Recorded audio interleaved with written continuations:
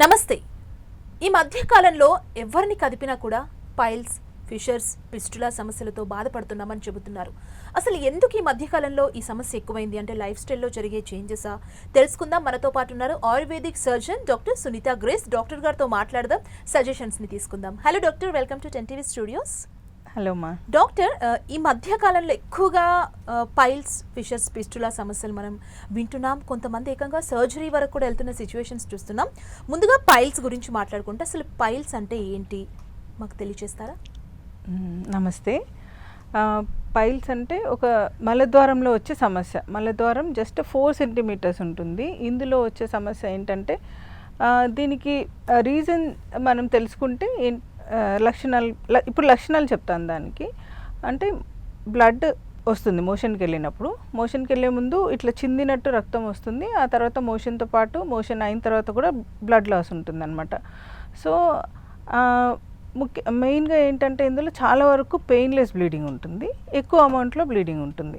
So వాళ్ళు wash చేసుకున్న తర్వాత మోషన్కి వెళ్ళిన తర్వాత ఏదో బయటకి ఎక్స్ట్రా గ్రోత్, సాఫ్ట్ గ్రోత్ ఒకటి ఉంది అని తగులుతుంది అనమాట. వాష్ చేసుకున్నప్పుడు మెత్తని ఒక ఎక్స్ట్రా గ్రోత్. సో వీటిని పైల్స్ అంటాం మనం. సో మలద్వారంలో రెక్టమ్ యానస్లో ఉండే రక్తనాళాలు ఉంటాయి. సో బ్లడ్ సప్లై ఇచ్చే రక్తనాళాలు ఉంటాయి కదా, వాటి మీద ప్రెషర్ పడ్డప్పుడు కాన్స్టెంట్గా, సపోజ్ ప్రెగ్నెన్సీలో చాలా నెలలు ఇంట్రా అబ్డామినల్ ప్రెషర్ ఉంటుంది, 9 months. సో ఆ ఏరియా మీద ప్రెషర్ పడుతుంది. అప్పుడు ఆ రక్తనాళాలు ఉబ్బి బయటకు వచ్చే ఛాన్స్ ఉంటుంది అనమాట. అట్లాగే ఎక్కువ చాలాసేపు కూర్చుని వర్క్ చేసే వాళ్ళల్లో, ఎగుడు దిగుడు రోడ్ల మీద జర్నీ చేసేవాళ్ళు, ఎక్కువ డ్రైవింగ్ చేసేవాళ్ళు, ఒక దగ్గర సెడెంటరీ లైఫ్ అంటే కదలకుండా కూర్చుని ఉండేవాళ్ళు, బెడ్ రిడన్ ఉన్నవాళ్ళు, లేదా ముఖ్యమైన కారణం ఏంటంటే ఇందులో చాలా ముఖ్యమైన కారణం కాన్స్టిపేషన్, మలబద్ధకం. సో ఈ మలబద్ధకం అంటే ఏంటి? మోషన్ వెళ్ళడానికి మీకు ఇబ్బంది ఉంటుంది, హార్డ్ స్టూల్ ఉంటుంది, ప్రెషర్ ఇచ్చి మోషన్కి వెళ్ళాల్సి వస్తుంది. సో దీనివల్ల కొన్ని సంవత్సరాల తరబడి లేదా నెలల తరబడి ఇబ్బందితో బాధపడ్డ వాళ్ళలో ఫిషర్ ఒకటి, పైల్స్ ఒకటి కామన్గా చూస్తూ ఉంటాం. ఫిషర్ అంటే ఎక్కువ అంటే ఇన్స్టెంట్గా వచ్చేది, పైల్స్ అంటే over the period of time develop అవుతుంది అనమాట. సో పెయిన్లెస్ బ్లీడింగ్ ఉన్నా లేదా పెయిన్తో కలిపి బ్లీడింగ్ ఎక్కువ అమౌంట్లో ఉంటాయి. సో దాన్ని పైల్స్ అంటాం మనం. సో రక్తనాళాల్లో వాపు వచ్చి క్రమేణా అవి పెరుగుతూ వచ్చి గ్రేడ్ ఉంటుంది. అందులో 1st to 4th grade వరకు. 1st gradeలో లోపలే ఉంటాయి, బ్లీడింగ్ అవుతుంది. 2nd gradeలో బయటకి లోపలికి వస్తూ పోతూ ఉంటాయి అవంతకవే. 3వ గ్రేడ్లో ఏమవుతుందంటే వేలుతో నెట్టాల్సి వస్తుంది. 4th gradeలో బయటకే ఉంటాయి, ఇంకా అది ఏం చేసినా కూడా లోపలికి వెళ్ళవు అనమాట. సో ఇది గ్రేడ్ని బట్టి మనం దానికి ట్రీట్మెంట్ ఆప్షన్స్ కూడా ఉంటాయి. డాక్టర్, ఆయుర్వేదం ఈ మధ్య కాలంలో చాలామంది ఆయుర్వేదం ట్రీట్మెంట్ వైపు ఎక్కువగా ఇష్టపడుతున్న సిచ్యువేషన్ చూస్తున్నాం. ఎలాంటి సైడ్ ఎఫెక్ట్స్ ఉండవు అని చెప్పి ఆయుర్వేదంలో పైల్స్కి సంబంధించి ఎలాంటి ట్రీట్మెంట్ ఉంది డాక్టర్? మంచి క్వశ్చన్. పైల్స్ అంటే ఇప్పుడు 2nd grade వరకు ఓకే, మనం చూడొచ్చు, వాళ్ళకి దానికి కారణాలు ఏమై ఉంటున్నాయో వాటిని ట్రీట్ చేసుకుంటూ ఉంటే చాలా వరకు మేనేజ్ చేయొచ్చు. 3rd, 4th gradeలో వచ్చిన తర్వాత అవి కంప్లీట్గా సాగిపోయి ఉంటే బ్లడ్ లాస్ కూడా ఎక్కువ ఉంటుంది. సో అటువంటప్పుడు మనం చాలా వరకు హెమరాయిడెక్టమీ మనం జనరల్ సర్జన్స్ అడ్వైజ్ చేసే ప్రొసీజర్ అనమాట.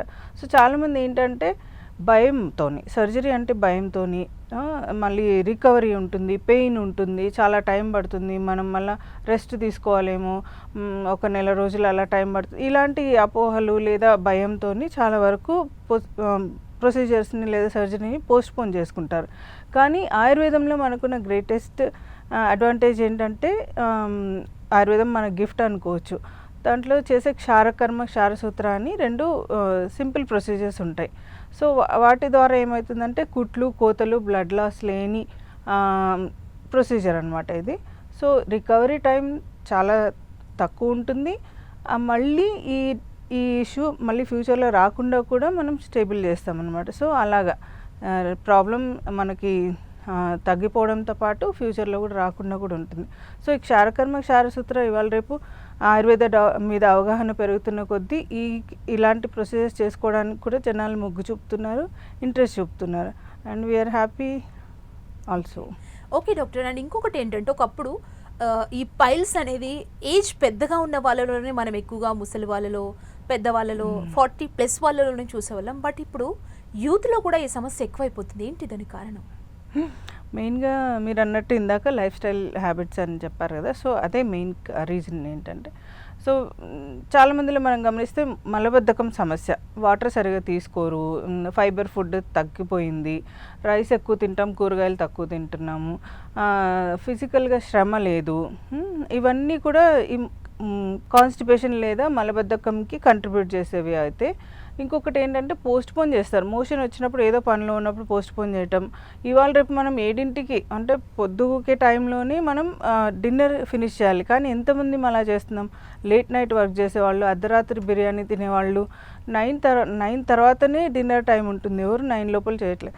సో ఒక్కొక్కరికి ఒక్కొక్క బయో క్లాక్ ఉంటుంది, దాన్ని బట్టి డైజెషన్కి కూడా టైం పడుతుంది. సో కొంతమందిలో 6-8 అవర్స్లో మోషన్ అంటే అన్నం అరిగి బయటకు వస్తే, కొంతమందిలో 12 అవర్స్, కొంతమందిలో 1 డే కూడా పడుతుంది. సో అటువంటప్పుడు మనం ఆ టైమింగ్ బట్టి మనం ఇంటేక్ కూడా ప్లాన్ చేసుకోవాలి. At the same time washroom habits ఎటిక్వెట్ కూడా మనం సెట్ చేసుకోవాలి. కానీ అర్ధరాత్రి తింటాము, పొద్దున్నే వెళ్ళి మోషన్ వెళ్ళాలి, మళ్ళీ ఆఫీస్ లేదా ట్రావెలింగ్లో మళ్ళీ మోషన్ వస్తే ప్రాబ్లం అవుతుందని పిల్లల్ని మనం ఫోర్స్ చేస్తాం, పోండి బాత్రూమ్కి వెళ్ళండి అని. మనం కూడా అలాగే వెళ్తాం. సో ఇవన్నీ కూడా కరెక్ట్ కాదు. సో టైంకి తినడం, ఆ డైజెస్ట్ అయ్యి బయటికి రావడానికి ఎంత టైం పడుతుందో మనకి మనం అబ్జర్వ్ చేసుకొని ఆ టైంలో మనం మోషన్ వచ్చినప్పుడు, అర్జ్ వచ్చినప్పుడు వెళ్ళడం అనేది చాలా ఇంపార్టెంట్. అర్జ్ వచ్చినప్పుడు వెళ్ళకుండా పోస్ట్ పోన్ చేయడం మూలాన అక్కడున్న ఏదో పనిలో ఉంటారు, ఒక అరగంట తర్వాత వెళ్దామని ఆపుకుంటారు. సో అటువంటప్పుడు లోపల ఉన్న మోషన్ గట్టిపడిపోయి నెక్స్ట్ వచ్చే మోషన్ కొంచెం హార్డ్గా వచ్చినా కూడా ఫిషర్, కట్ ఇంజరీ అవుతుంది మలద్వారంలో, దానివల్ల ఫిషర్ అనే ప్రాబ్లం డెవలప్ అవుతుంది. అండ్ కొంతమంది మోషన్ రాకపోయినా వెళ్ళి కూర్చొని ప్రెషర్ ఇస్తూ ఉంటారు, దానివల్ల కూడా కొంచెం నెక్స్ట్ స్టేజ్లోకి ఎండప్ అయ్యే ఛాన్స్ ఉంటుంది. సో ఎక్కువసేపు కూర్చొని ఉండటం, ఇలాంటి జాబ్స్ అన్న వాళ్ళందరూ కూడా గమనించాల్సింది ఏంటంటే లైఫ్ స్టైల్ హ్యాబిట్స్ చేంజ్ చేసుకోవటం, మీ వాష్రూమ్ ఎటిక్వెట్ ఫాలో అవ్వటం, ఫైబర్ ఇంటేక్, వాటర్ ఇంటేక్ సరిగా ఉండటం, ఫిజికల్ ఎక్సర్సైజెస్, పొద్దున్నే ఒక బాటిల్లో నీళ్లు తీసుకుని ఒక హాఫ్ అన్ అవర్లో గోరువెచ్చని నీళ్ళు ఒక బాటిల్ ఖాళీ చేసి 1 లీటర్ అన్న కొన్ని స్ట్రెచ్ ఎక్సర్సైజెస్ చేస్తే, యోగాసనాల్లో 1-2 సెలెక్ట్ చేసుకుని మీరు చేసినట్టయితే మోషన్ ఫ్రీగా వచ్చేస్తుంది కూడా. So at the same time western toilet use చేసే వాళ్ళు యాంగిల్ కరెక్ట్గా లేక మోషన్ వెళ్ళడానికి కూడా కొంతమంది ఇబ్బంది పడుతూ ఉంటారు. అటువంటి వాళ్ళు పాటీ స్టూల్ అనేది దొరుకుతుంది, అమెజాన్లోనూ ఆన్లైన్లో దొరుకుతుంది. ఆ పాటీ స్టూల్ ఏంటంటే మనకి లెగ్ హైట్ కొంచెం పెరుగుతుంది, యాంగిల్ పోస్చర్ ప్రాపర్గా ఉంటుంది, మోషన్ ఎలాంటి ఇబ్బంది లేకుండా బయటకు వెళ్ళిపోతుంది అనమాట. మనం ఇప్పుడు ఇండియన్ టాయిలెట్స్ వాడటం తగ్గిపోయింది కాబట్టి ఈ కరెక్షన్ చేసుకోవాలి. సో పెద్దవాళ్ళకి కూడా ముఖ్యంగా ఇది ఇంపార్టెంట్. చిన్నపిల్లల్లో కూడా వాళ్ళ హైట్ దానికి తగ్గట్టు కమోడ్ ఉండదు కాబట్టి పాటీ స్టూల్ యూజ్ చేయడం స్టార్ట్ చేయండి. డాక్టర్, ఈ మధ్య కాలంలో మనం చూస్తున్నాం పైల్స్తో అటాక్ అయ్యి ఇబ్బంది పడుతున్నారు, అండ్ వాళ్ళు సరైన చేంజెస్ చేసుకోవట్లేదు. వన్స్ ఒకసారి పైల్స్ అటాక్ అయిన తర్వాత ఎలాంటి ఫుడ్కి దూరంగా ఉండాలి, ఎలాంటి ఫుడ్ తొందరగా క్యూర్ అవ్వాలంటే ఎక్కువ తినాలి? Right question. మనం డిసీజ్ వచ్చిన తర్వాత ఇబ్బంది పడే కంటే, దాని ట్రీట్మెంట్ తీసుకునే కంటే కూడా కొంచెం సిమ్టమ్స్ ఉన్నప్పుడు మనం ఈ జాగ్రత్తలు తీసుకోవడం, లేదా ఫ్యామిలీ హిస్టరీలో పైల్స్ ఏమైనా హిస్టరీ ఉన్నా కూడా పేరెంట్స్లో అట్లా వాళ్ళు కూడా ఈ జాగ్రత్తలు తీసుకోవటం, లేదా మోషన్ హార్డ్గా వచ్చిన వాళ్ళు కూడా అన్నిటికీ యానరెక్టల్ ఇష్యూస్ అంటే పైల్స్, ఫిషర్, ఫిస్టులా ఈ మూడిట్లో కూడా మెయిన్ కాజ్ కాన్స్టిపేషనే కాబట్టి ఇది రాకుండా ఉండాలంటే ఏం చేయాలి? ఫైబర్ ఇంటేక్ ప్రాపర్గా ఉండాలి. అంటే మనం అన్నం ఎక్కువ తింటాము, పప్పు లేదా కూరగాయలు తక్కువ తింటాం, లేదా నాన్ వెజిటేరియన్ ఎక్కువ తింటాం. సో ఇవేంటంటే అన్నము, కూరగాయలు, ప్రోటీన్ ఈ 3 సమభాగాల్లో అయినా అట్లీస్ట్ ఉండేలాగా చూసుకోవాలి. అంటే కార్బోహైడ్రేట్స్ తక్కువ తీసుకోవాలి, మిగతా ఫైబర్ ఉన్నవి, ప్రోటీన్ ఇవన్నీ సమతుల్య ఆహారం తీసుకోవడం ఒకటి. ఒక్కొక్కరికి ఒక బాడీ నేచర్ని బట్టి కూడా కొన్ని ఫుడ్స్ పడతాయి, పడవు, అవి చూసుకుని మనం చేంజ్ చేసుకోవాలి. At the same time fried foods ఎక్కువ అంటే ఒంట్లో మనం డ్రైనెస్ కాజ్ చేసే ఫుడ్స్, లేదా డైజెస్ట్ అవ్వడానికి చాలా టైం తీసుకునేవి, suppose non veg items, bakery items అంటే బ్రెడ్స్ ఇట్లాంటివి ఎక్కువ, బర్గర్స్ ఇలాంటివి ఎక్కువ టైం పడతాయి. అట్ ద సేమ్ టైం పేగుల్లో కూడా ఇబ్బంది పడుతుంది, అంటే డైజెస్టివ్ సిస్టమ్ మీద ఎక్కువ ప్రెషర్ పడుతుంది. ఆల్కహాల్ ఇంటేక్, స్మోకింగ్, ఇంకా ఫ్రైడ్ ఫుడ్స్ అని చెప్పాం కదా, చైనీస్ ఐటమ్స్, ఇవన్నీ కూడా ఎక్కువ స్పైసీ ఫుడ్, ఇలాంటివన్నీ మనం ఒక లిమిట్ ఉంటుంది, దాన్ని దాటి ఎక్సెసివ్గా తినే వాళ్ళందరికీ కూడా ఈ ప్రాబ్లం ఉంటుంది. ఎక్సర్సైజ్ ఒకటి, రెస్ట్ ఒకటి, స్లీప్ ఒకటి. ఇవి కూడా ఈ హ్యాబిట్స్ కరెక్ట్ చేసుకోవాలి, లేదు అంటే ఇబ్బంది పడతారు. అట్లాగే హార్మోన్ ఇష్యూస్ అంటే హైపోథైరాయిడ్ ఉన్న వాళ్ళలో, పీసీఓడి ఉన్న వాళ్ళల్లో, ఒబేసిటీ ఉన్న వాళ్ళల్లో కూడా ఈ మలబద్ధకం మనం ఎక్కువగా చూస్తూ ఉంటాం. అట్ ది సేమ్ టైం పెద్దవాళ్ళు, బెడ్ రిడన్ ఉన్నవాళ్ళు, లేదా పెయిన్ కిల్లర్స్ లేదా న్యూరాలజీ సంబంధించిన డ్రగ్స్ ఎక్కువ తీసుకునే వాళ్ళల్లో కూడా మలబద్ధకం కాన్సిక్వెన్సెస్, పైల్స్, ఫిషర్స్ ఇవి ఎక్కువగా చూస్తూ ఉంటాం అనమాట. సో ఇవి మెయిన్ మన healthy diet and living standards మనం మెయింటైన్ చేసుకోవాల్సి ఉంటుంది. అండ్ పైల్స్ గురించి బాగా చెప్పారు. అండ్ ఫిషర్స్ అని కూడా చాలామంది చెప్తుంటారు. అసలు ఫిషర్స్ అంటే ఏంటి, వాటిని ఎలా గుర్తించాలో కూడా తెలియని సిచ్యువేషన్ కొంతమందికి అర్థం కాదు. సో ఫిషర్స్ గురించి చెప్తారా? సో అదే మలద్వారం దగ్గర ఏం ప్రాబ్లం ఉన్నా అందరు పైల్స్ అనే కామన్గా మనం అడ్రస్ చేస్తాము. జనరల్ పబ్లిక్ అలాగే చెప్తారు. సో బ్లడ్ లాస్ ఎక్కువ ఉండి బ్లీడింగ్ ఎక్కువ ఉన్నప్పుడు మనం అది మెయిన్గా పైల్స్ అని మనం అంటే వాళ్ళ లక్షణాలు బట్టి అనుకోవచ్చు. ఎగ్జామిన్ చేస్తే మనకు ప్రాపర్గా తెలుస్తుంది ఏ ప్రాబ్లం ఉంది వాళ్ళకి అని. సో మనం ఎండోస్కోపీ చేస్తాం కదా, అంటే స్టమక్ వరకు పైప్ పెట్టి చూస్తారు కదా, దాన్ని ఎండోస్కోపీ అంటాం. అట్లాగే వీడియో రెక్టోస్కోపీ అని కూడా ఉంటుందన్నమాట. యానస్లోకి చిన్న స్కోప్ పెట్టి దాంట్లో విజువలైజ్ చేస్తాం, ఫిషర్ ఉందా, ఇంకా ఫిస్టులా ఉందా, లేకపోతే పైల్స్ ఉన్నాయి, ఇవి చూస్తామన్నమాట. సో ఇందులో మనకు తెలుస్తుంది. సో ఫిషర్ అంటే ఏంటంటే మోషన్ హార్డ్ వచ్చినప్పుడు లేదా ఎక్కువ ప్రెషర్తో మోషన్ వచ్చినప్పుడు యానస్లో చిన్న కట్ ఇంజరీ అవుతుంది. జస్ట్ టేర్ అనమాట, ఇట్లా జస్ట్ పిగిలినట్టు అవుతుంది యానం. అందులో సాఫ్ట్ టిష్యూ, ఇప్పుడు మౌత్లో ఎలా ఉంటుంది టిష్యూ అలాగే ఉంటుంది లైనింగ్. సో అది ఎక్కువ hard motion, 1 inch hard motion వచ్చినా, కొంచెం హార్డ్ మోషన్ వచ్చినా కూడా కట్ అవుతుంది. సో ఆ కట్ ఇంజరీ అయినప్పుడు అక్కడ నుంచి 1-2 చుక్కలు బ్లడ్ రావటమో, లేదా మోషన్కి అంటుకుని బ్లడ్ రావటమో, లేదా మోషన్ అయిన తర్వాత 1-2 చుక్కలు బ్లడ్ రావటమో ఉంటుంది. ముఖ్య లక్షణం ఏంటంటే ఇందులో గుర్తుపెట్టుకోవాల్సింది పెయిన్, బర్నింగ్ సెన్సేషన్, విపరీతమైన మంట, నొప్పి ఉంటుంది. సో దీనివల్ల వాళ్ళు మోషన్ వెళ్ళిన తర్వాత కొన్ని నిమిషాలే కాదు గంటల తరబడి కూడా ఆ పెయిన్తో సఫర్ అవుతారు. సో అంత చిన్న కట్ ఇంజరీయే రోజంతా మన పని గంటలు, క్వాలిటీ ఆఫ్ లైఫ్ని ఇబ్బంది పెట్టే nasty thing, very minute thing, but gives lot of suffering. అంటే ఈ ఫిషర్స్కి వాటర్ ఇంటేక్ ఎక్కువ తీసుకోవడం హెల్ప్ అవుతుంది అనుకోవచ్చా, ఏం చెప్తారు? ఇందాక మనం పైల్స్లో చెప్పుకున్నాం కదా, ఏదైతే ఫుడ్ హ్యాబిట్స్ మార్చుకోవాలి అని అంటామో ఇందులో కూడా సేమ్ అప్లై అవుతాయి. సో మోషన్ ఫ్రీగా రావాలి అంటే ఏం చేయాలి? సో ఈ ఫిషర్తోని ఇంకొక అడిషనల్ సమస్య ఏంటంటే ఫిషర్ వల్ల కట్ ఇంజరీ అవుతుంది కదా, ఆ కట్ ఇంజరీ అయిన తర్వాత అది కొన్ని రోజులకి మానుతుంది. యూజువల్గా ఫిషర్ వచ్చిన తర్వాత 3 వీక్స్ లేదా 1 మంత్ లోపల మానిపోవాలి. దీనికి చాలామంది ఇంట్లో పేషెంట్స్ వచ్చినప్పుడు చెప్తారు, ఆయింట్మెంట్ పెట్టుకుంటున్నాం, ఓటీసీ అంటే మెడికల్ షాప్లో దొరికే ప్రోడక్ట్స్ వాళ్ళు చేసేది కరెక్టే, ఆయింట్మెంట్ పెట్టుకుంటారు. సిడ్జ్ బాత్ అంటే ఒక టబ్లో కొంచెం గోరువెచ్చని నీళ్ళు, చల్ల నీళ్ళు తీసుకుని కూర్చుంటారు, పెయిన్ రిలీఫ్ అవుతుంది, అక్కడ హీలింగ్ కూడా ప్రాపర్గా అవుతుంది. సో బిటడిన్ యాడ్ చేసుకొని కూడా కూర్చుంటారు. సో ఇది ఏంటంటే అప్పటికి మనకి టెంపరీగా పనిచేస్తుంది. కానీ ఈ ఫిషర్ అనేది మాటికి వస్తూ ఉంటే మీకు అది క్రానిక్ అయిపోతుంది, మానదనమాట సమస్య. కొంతమంది నెలల తరబడి, సంవత్సరాల తరబడి కాన్స్టిపేషన్తో సఫర్ అయ్యే వాళ్ళల్లో ఎక్కువ చూస్తాం. సో ఈ ఫిషర్స్ బైలేటరల్ అంటాం, ఒక పైన వైపు కింద వైపు 2 వైపులా కట్ అవుతుంది. ఇప్పుడు యానల్ సెక్స్ ఇలాంటి వాళ్ళల్లో మల్టిపుల్ ఫిషర్స్ ఉంటాయి. సో ఇలాంటివి అనమాట. సో ఇవి ఏంటంటే జస్ట్ కట్ ఇంజురీయే, కానీ మానడానికి చాలా టైం పడుతుంది. అది మానడం మళ్ళీ రావడం, మానడం మళ్ళీ రావడం అప్పుడు జరుగుతూ ఉన్నప్పుడు స్కిన్ ట్యాగ్స్ అంటాం. అది మానిన తర్వాత మళ్ళీ అదే రూట్ కాజ్ కాన్స్టిపేషన్ ఉన్నప్పుడు చిన్న ట్యాగ్స్ బయటకి స్కిన్ పెరగడం మొదలవుతుంది అనమాట. సో దీన్ని బట్టి ఆ క్రానిసిటీ ఎంత ఉందో మనకు తెలుస్తుంది. అండ్ ఇంకొకటి ఏంటంటే ఫిషర్స్కి సంబంధించి ఆయుర్వేదిక్ మెడిసిన్ ఎలా ఉంటుంది, దాని ట్రీట్మెంట్ విధానం ఎలా ఉంటుంది, మా ప్రేక్షకులకు ఖచ్చితంగా. సో ఇందులో మనకు చాలా సింపుల్ ప్రొసీజర్ అండి. అది యానస్ టైట్ అయిపోతూ వస్తుంది. ఫిషర్స్లో చాలా వరకు మనం గమనించేది ఏంటంటే ఆ పెయిన్కి సైడ్ ఎఫెక్ట్గా మనకి అక్కడ స్పింక్టర్స్, యానస్ చుట్టూ 2 స్పింక్టర్స్ ఉంటాయి దానికి ఆనుకుని, internal and external sphincter. Internal sphincter చాలా టైట్ అయిపోతుంది. ఒక స్పింక్టర్ మనం మోషన్ వెళ్ళాలనుకున్నప్పుడు ఏదైనా ఆపుకోవాలనుకుంటే మనకి అబ్జర్వ్ చేస్తే తెలుస్తుంది, ఇట్లా క్లోజ్ చేసుకుంటాం మనం, అది మన చేతిలో ఉంటుంది. ఇంకొకటి బాడీ చేతిలో ఉంటుంది. అదేంటంటే ఆటోమేటిక్గా అది స్పింక్టర్లో స్పాజం డెవలప్ అవుతుంది, రిలాక్స్ అవ్వదు. మోషన్ వెళ్ళినప్పుడు అది మంచిగా ఇంత మోషన్ వచ్చినా కూడా రిలాక్స్ అయ్యేలాగా ఉండాలి.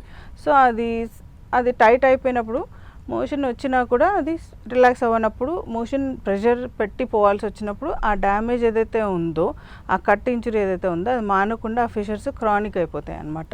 సో ఇందులో వచ్చేది ఏంటంటే కట్ ఇంజురీ, లోపలికి ఇన్ఫెక్షన్ వెళ్ళడం, ఆ స్పింక్టర్స్ స్పాజం డెవలప్ అవ్వడం.